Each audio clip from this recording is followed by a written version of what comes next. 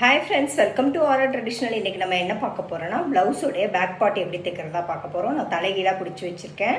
ஏன்னா நான் தைச்சது உங்களுக்கு தெரியணுன்றதுக்காக. இப்போ பாருங்கள், கீழ்ப்பகுதியில் நம்ம 2 இன்ச்சு விட்டோம் இல்லையா, அந்த 2 இன்ச்சில் கால் பகுதி உள்ளே மடித்து அப்படியே ஒரு பட்டையாக நம்ம இப்போ முதுகு பகுதியில் கீழே நம்ம வேஸ்ட்டை ஃபினிஷ் பண்ணியிருக்கேன். பேக்கோடைய வேஸ்ட் ரவுண்டு, அதாவது இடுப்பு சுற்றளவு ஃபினிஷ் பண்ணியிருக்கேன்.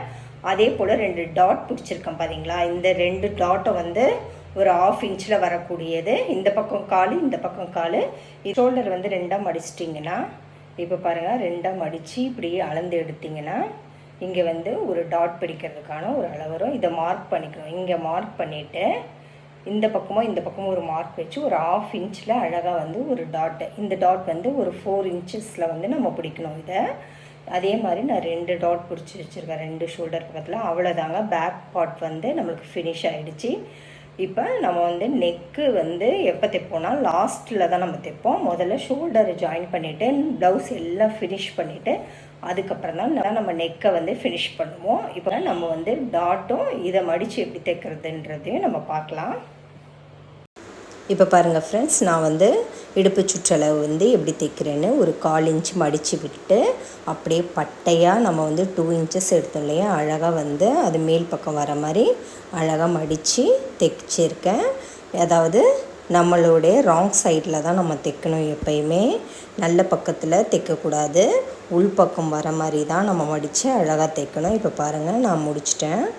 பேக்கை இடுப்பு சுற்றளவு அழகாக தைச்சி எடுத்தாச்சு. இந்த மாதிரி பட்டையாக தைக்கும் போது தான் பார்க்குறதுக்கு அழகாக இருக்கும் ப்ளவுஸ் போடும்போது. இப்போ பாருங்கள், நம்ம டாட் பிடிச்சிக்கலாம்.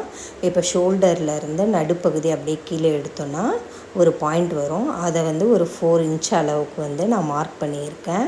அதை அப்படியே பிடிச்சி நம்ம இந்த பக்கம் ஒரு கால், அந்த பக்கம் ஒரு கால் வர மாதிரி நம்ம தைக்க போகிறோம். அதுக்கு முன்னால் மார்க் பண்ணிக்கலாம். இதை மாதிரி இப்படி பிடிச்சி தைக்கும்போது நம்மளுக்கு அழகான ஒரு டாட் வரும்.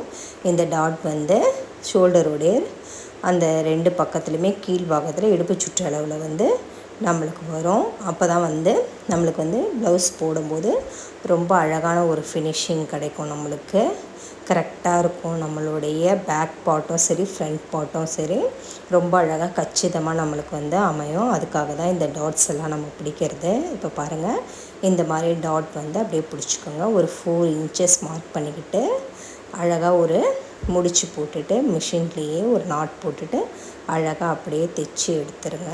பாருங்கள், அந்த டாட் முடிகிறப்பையும் ஒரு நாட் போட்டு நம்ம முடிக்கணும். அப்போ தான் அந்த தையல் நம்மளுக்கு பிரிஞ்சிட்டு வராமல் இருக்கும். இப்போ பாருங்கள், நான் 2 பாயிண்ட்டையும் அழகாக பிடிச்சாச்சு.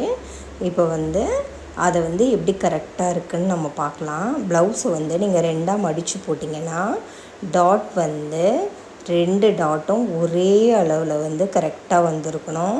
ஒரு பக்கம் முன்னாடியும் ஒரு பக்கம் பின்னாலேயும் வரக்கூடாது. இப்படி மடித்து போட்டிங்கன்னா 2 டாட்டும் பாருங்கள் கரெக்டாக வந்திருக்கு நம்மளுக்கு.